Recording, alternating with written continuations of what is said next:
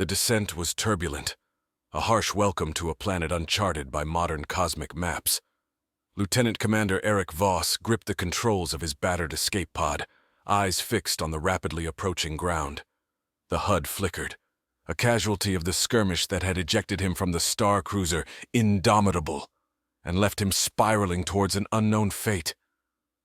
Eric's breath fogged the inside of his visor, his heartbeat a deafening echo in the cramped space. The pod shuddered violently, piercing the planet's atmosphere like a bullet. With a skill honed by years of conflict, Eric maneuvered through the buffeting winds, his mind half on his task, half on the memory of his ship breaking apart in the void of space. The pod's thrusters fired intermittently, struggling against gravity's embrace. Below, a vast landscape unfolded, towering forests with hues of turquoise and gold, sprawling across jagged mountains and winding rivers that shimmered with a spectral glow. It was a world untouched by the Galactic Federation's reach, its beauty a stark contrast to the chaos that had led him here. As the ground neared, Eric initiated the emergency landing sequence. The pod hit the ground with a jarring impact, throwing him against his restraints. The world blurred into a whirl of greens and blues before darkness claimed him. When consciousness returned, Eric found himself staring through the cracked visor at the alien sky. It was a swirl of lavender and crimson, clouds dancing lazily in the high atmosphere. He released his harness with a grunt, his body protesting with a mosaic of bruises and cuts.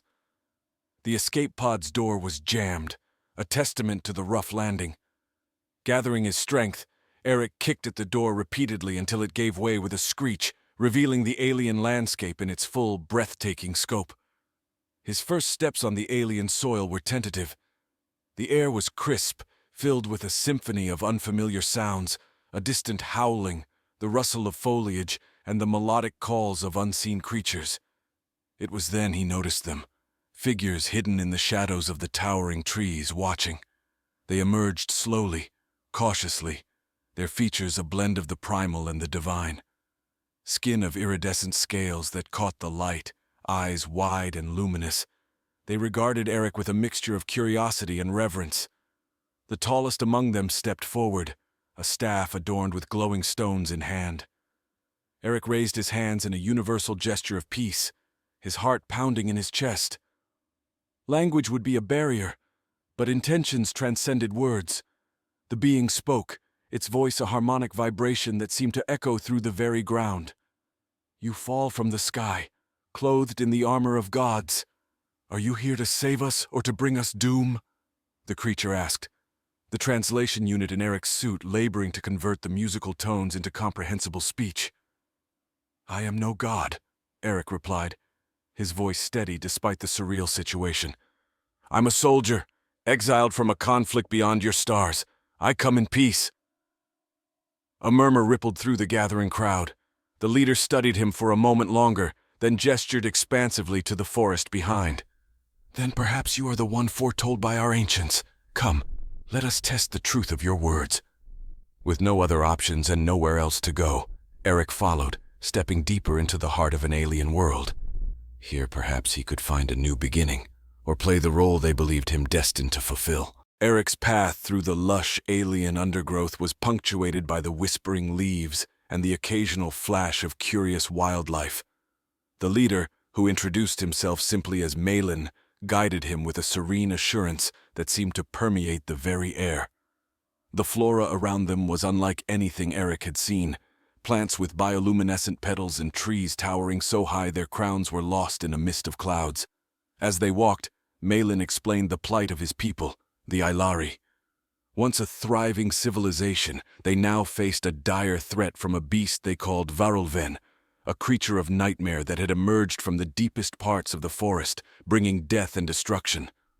Their technology was rudimentary, geared towards harmony with nature rather than warfare, making them woefully unprepared for such a predator. "The Varlin has grown bold, attacking more frequently," Malin said, his voice a mix of fear and resolve. "Our seers have spoken of a sky warrior fallen from the stars, who would wield fire and thunder to save us." Eric frowned at the description, suspecting that his arrival might not have been as fortuitous as it seemed. The Federation had many enemies. It was possible he had been sent here as a pawn in a larger scheme. But looking into the hopeful eyes of Malin and his companions, he felt a protective stir. They reached a village constructed among the trees, wooden platforms interconnected by swinging rope bridges. The Iari watched from their homes, faces illuminated by the gentle light of glowing stones. Children peeked from behind woven curtains, their eyes wide with a mix of fear and fascination. In the center of the village stood a structure larger than the rest, adorned with intricate carvings and vibrant colors. Malin led Eric inside, where the air was thick with the scent of aromatic herbs and the soft hum of ancient rituals. An elder, draped in robes that shimmered with the same iridescent quality as their skin, waited for them. "This is Elder Silpha," Malin introduced. "She will perform the rite of seeing to discern if you truly are the one foretold." Eric nodded, unsure but committed to playing his part. Silpha approached, her hands raised as she began to chant in their flowing language. The air around them seemed to pulse with energy, and Eric felt a tingling sensation as she placed her palms on his chest. Visions flashed before him, battles fought under alien skies, his own past full of conflict and loss, and then images of the Iari fighting bravely but futilely against a monstrous shadow. The vision shifted, showing him standing alongside Malin, facing the beast with weapons drawn. The chanting ceased, and the room fell silent. Silpha's eyes met Eric's, a spark of recognition passing between them. "You carry the burden of many battles, Sky Warrior," she said softly. "Will you stand with us?" Eric looked around at the gathered faces, their expressions a tapestry of hope and desperation. He thought of the indomitable, of the life he had lost, and the new purpose he might find here. "I will stand with you," he declared. "I will teach you to defend yourselves and confront this Varulvan." Cheers erupted from the Iari, their voices lifting in a song of gratitude and relief. Eric felt a weight settle onto his shoulders, not of oppression but of responsibility. He was no longer just a soldier. He was their protector, perhaps even a savior. As night fell, Eric lay in a guest hut, the alien constellations visible through the open ceiling. Tomorrow, he would begin training the Iari, transforming them from peaceful villagers into warriors. It was a daunting task, but for the first time since his exile, he felt a stirring of hope, a chance to redefine what it meant to be a hero. The morning dawned with a cool, misty air swirling through the treetops, carrying with it the distant howls of creatures hidden in the underbrush. Eric awoke, his body stiff, but his mind clear, ready to embrace the daunting task ahead. The villagers gathered, their faces a mix of determination and apprehension, as they awaited their first lesson in the art of warfare. Eric started with the basics, demonstrating the proper stance and the mechanics of a punch. His audience, the Iari, mimicked his movements with varying degrees of success. Their bodies were lithe and graceful, built more for agility than brute force. Recognizing this, Eric adapted his teaching, focusing on techniques that utilized their natural speed and dexterity. "Speed can be a greater weapon than strength in many battles," Eric explained, ducking and weaving through imaginary foes. Malin, always at his side, translated his words into the lyrical Iari language, his staff occasionally tapping the ground in emphasis. As the days passed, Eric introduced them to more advanced concepts: how to read an opponent's intentions, the importance of teamwork in combat, and the use of the environment as both shield and weapon. The Iari were quick learners, their innate connection to their world giving them an almost preternatural awareness of their surroundings. Meanwhile, Eric worked with Malin to forge crude weapons from the resources available: spears from hardened wood, bows from flexible branches, and arrows tipped with sharpened stones. Each weapon was crafted with care, imbued with the Ilari's respect for the materials they used. The training was not without its challenges. Some of the Iari struggled with the shift from their peaceful ways to the necessities of combat. Eric saw the conflict in their eyes, the inner struggle between their gentle nature and the harsh demands of survival. He took these moments to teach not just the how, but the why. "We train not to become bringers of death, but protectors of life," he said one evening, as they all gathered around a fire, its crackling flames casting dancing shadows. Your skills, once honed, will stand as a barrier between your people and the darkness that threatens them. The message resonated with the villagers, their resolve hardening with each passing day. They began to move as a unit, their actions coordinated under Eric's guidance. The elder, Silpha, watched their progress, her eyes reflecting pride and a lingering worry. One afternoon, as Eric demonstrated a disarm technique, a scout burst into the clearing, breathless and wide-eyed. "The Varlin, it has been sighted near the eastern ridge, closer than ever before," he gasped out, his words sending a ripple of tension through the crowd. Instantly, the atmosphere shifted from one of learning to one of imminent threat. Eric felt a surge of adrenaline as he grasped a newly crafted spear. "Malin, gather the warriors. It's time to put our training to the test." The Iari moved with swift precision, gathering weapons and forming ranks as Eric had taught them. Their faces were set, the fear of the unknown tempered by their newfound skills and the trust they placed in their sky warrior. Eric led the group toward the eastern ridge, his senses heightened, every rustle of the leaves underfoot echoing like a drumbeat in his ears. As they neared the location described by the scout, the natural sounds of the forest dimmed, replaced by a heavy, oppressive silence. Then, through the trees, the Varlin emerged, a towering beast with fur as black as the void between stars, its eyes glowing with a malevolent fire. The Iari tightened their grip on their weapons, standing firm despite the beast's terrifying presence. Eric raised his spear, his voice steady as he issued commands. "Hold the line. Wait for my signal." The beast snarled, a sound that vibrated through the ground, but Eric noted a crucial detail. It limped slightly on its left side. A plan formed in his mind, one that relied on precision and the courage of his comrades. As the Varlin charged, Eric counted the heartbeats, waiting for the perfect moment to strike. The battle for survival had begun, not just for Eric, but for the entire Iari tribe. Their fates intertwined, they faced the darkness together, ready to defend their home or die trying. The Varlin barreled towards them, each step shaking the earth, its growl a primal challenge that cut through the forest's quiet. Eric's voice was a calm beacon amidst the chaos, his commands slicing through the tension. "Brace!" he shouted, and the Iari tightened their ranks, spears poised. As the beast lunged, Eric darted forward, a figure of focused aggression. His spear thrust was a calculated motion, aimed at the beast's vulnerable side. The weapon found its mark, sinking deep into the Varlin's flesh. A howl of pain erupted from the creature, resonating through the forest, a sound of both rage and agony. The Iari responded with a flurry of arrows, their tips embedding in the Varlin's thick hide. But the beast was relentless, swiping with massive paws that could crush bone. Eric rolled away from one such blow, feeling the wind of it pass dangerously close. "Circle around!" he called out, signaling the warriors to flank the beast. Their movements were a dance they had rehearsed under his tutelage, each step and turn executed with precision. The Iari were no longer mere villagers. They moved like soldiers, each one attuned to the other's movements.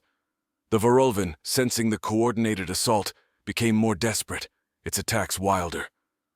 Eric saw an opportunity as it overreached, exposing its underbelly. He signaled to a trio of Iari, who launched a coordinated assault. Their spears drove in unison, pushing the creature back. But the Varlin was not easily bested. With a surprising burst of speed, it broke through the encircling line, heading straight for the village. Eric's heart raced. "After it!" he barked, leading the chase. His legs pumped furiously, his lungs burned with exertion as he closed the distance. The beast crashed into the edge of the village, its massive body toppling structures with ease. Eric arrived just in time to see it turn towards a group of young Iari, their eyes wide with terror. Without hesitation, he threw himself at the beast, tackling it with all the weight of his body and training. The ground shook under their struggle. Eric grappled with the beast, his hands searching for a hold on its slick fur. The Varlin snapped and thrashed, its teeth inches from his face. Then, with a powerful heave, he managed to flip the creature onto its back, exposing its throat. "Now!" he yelled, and arrows rained down. The Varlin's movement slowed as the barrage took its toll, each strike a whisper of the village's defiance. With the creature subdued, Eric stood back, breathing heavily.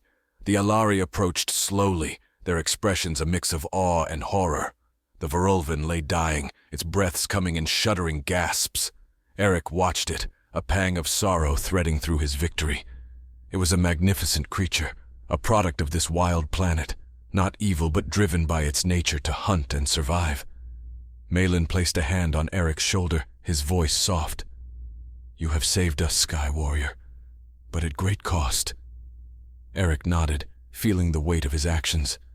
"Sometimes the cost of peace is high, but your people are safe now. That's what matters." The villagers gathered around, their faces lit by the fires of their damaged homes. They chanted a song of mourning for the fallen creature, a haunting melody that filled the night air. Eric stood among them, no longer an outsider but a part of their world, bound by shared blood and battle. In the days that followed, Eric helped to rebuild what had been destroyed. The Iari learned not only how to fight but how to recover, their resilience as much a part of their heritage as their songs and stories. Together they strengthened the village, fortifying it not just with wood and stone, but with the spirit of a people united. As peace settled over the land, Eric found a new role among the Iari, not as a savior, but as a guardian, a brother in arms. His past as a soldier in the stars seemed distant now, a chapter closed in the embrace of this vibrant world that had adopted him, a world he now called home. Months melded into the rhythm of life on the alien planet, with Eric fully integrated into the daily activities of the Iari. Each morning began with the hum of the village awakening, the air filled with the scent of blooming flowers and the sounds of children playing among the tree-bound homes. The community had not only repaired the damages from the Varlin attack, but had also improved their defenses, incorporating Eric's strategic designs. Eric spent his days continuing the training of the Iari warriors, refining their skills and tactics. The training ground buzzed with energy, the air punctuated by the sounds of wooden spears clacking and feet shuffling through the underbrush. His pupils were adept, their bodies honed for the swift, graceful combat necessary to protect their homes. In the afternoons, Eric joined Malin in the Elders' Council, where they discussed the management of resources and the exploration of their lands.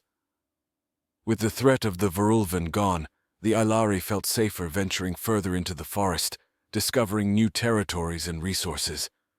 Eric's knowledge of technology, although basic compared to the marvels of the Galactic Federation, brought a new edge to their explorations. One day, while mapping a previously unexplored valley, Eric stumbled upon remnants of an ancient civilization, their technology far more advanced than anything the Iari currently possessed. The discovery was a cache of devices, their purposes mysterious, their designs sleek and not corroded by time. Could these have belonged to the ancients? Malin wondered aloud as they examined a particularly intricate device that shimmered with a faint internal light. Possibly, Eric mused, turning the object over in his hands. These might be energy cores, or perhaps data storage units. We'll need to study them carefully. They could advance your technology by generations, or they could be dangerous. The potential of such technology ignited a spark of excitement within the community. Eric organized a dedicated team to the safe handling and research of these artifacts. Under his guidance, they established a makeshift laboratory where they could attempt to unlock the secrets held within the ancient devices. As weeks turned into months, the Iari began to understand the basic functions of several devices. One was a sort of agricultural enhancer that could increase the growth rate of their crops, while another appeared to be a medical scanner, much to the fascination of the village healers. The impact on the village was profound. Food became more abundant, and their medical practices improved, leading to healthier and happier lives. But with great power came great responsibility, and Eric often found himself lying awake at night, contemplating the ramifications of introducing such advanced technology to a previously primitive society. His concerns were not unfounded. One evening, as the sun dipped below the horizon, casting long shadows over the village, a group of Iari approached Eric with a request. They wanted to use one of the newly discovered devices, a powerful energy projector, to reclaim lands from a neighboring tribe that had long disputed their borders. Eric listened intently, his face a mask of concern. "This technology should not be used to wage war," he advised firmly. "It should be a tool for peace, for advancement, not for conquest." The discussion that followed was heated, with some Iari arguing that their newfound strength should be asserted. Eric countered, emphasizing the importance of stability and ethical leadership. He shared stories from his own past, of wars fought over resources and power, and the destruction they brought. Finally, the council agreed to Eric's wisdom, deciding instead to approach the neighboring tribe with an offer of peace and shared knowledge. The subsequent meeting, held under the ancient trees that had witnessed centuries of the Ilari's history, was a turning point. The neighboring tribe, initially wary, was eventually swayed by the promise of shared prosperity. As peace was brokered, Eric felt a profound sense of accomplishment. He had not only helped the Iari defend themselves, but had also guided them towards a future where technology was a bridge rather than a barrier. His integration into the Iari society was now complete, not as a warrior or savior, but as a true member of the community, respected and loved. The Ilari's gratitude was palpable, their songs of joy and fellowship echoing through the starlit skies, a harmony of past and future brought together by the guidance of an exiled soldier. As the seasons changed, Eric watched the Iari society flourish under the auspices of new technologies and peaceful diplomacy. The village had grown, not just in size but in spirit, its inhabitants emboldened by their advancements, yet grounded by their respect for nature and each other. Eric's days were filled with a mix of teaching, exploring, and participating in the daily life of the village. He had become a bridge between the old ways and the new possibilities, his presence a constant reminder of the world beyond the stars and the potential within. One crisp morning, as the village awoke to a sky painted with the vibrant colors of dawn, Elder Silpha summoned Eric to the council hall. The air was thick with a sense of importance as he entered, finding not just the elders, but representatives from neighboring tribes gathered around the ancient stone table that served as the council's meeting place. "Eric, you have brought us much," Elder Silpha began, her voice resonant with the weight of her words.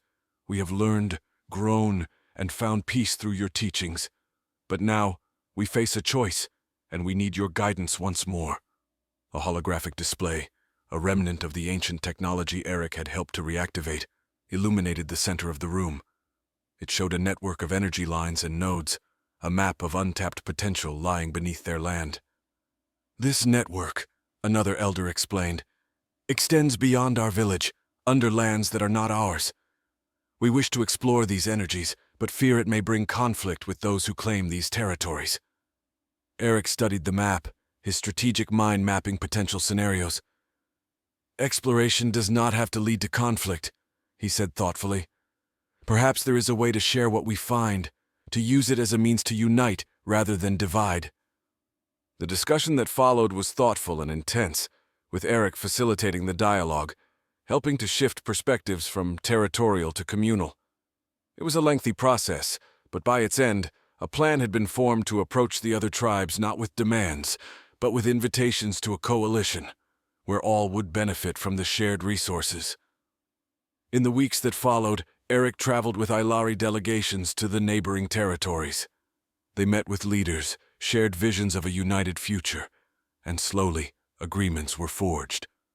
The coalition that emerged was tentative at first but grew stronger with each successful project that benefited all parties involved.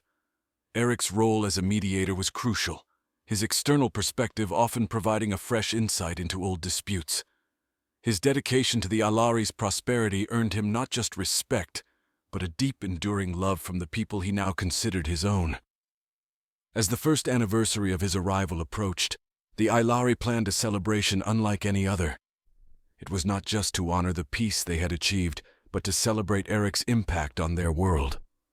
The festival lasted for days, filled with music, dance, and the sharing of stories.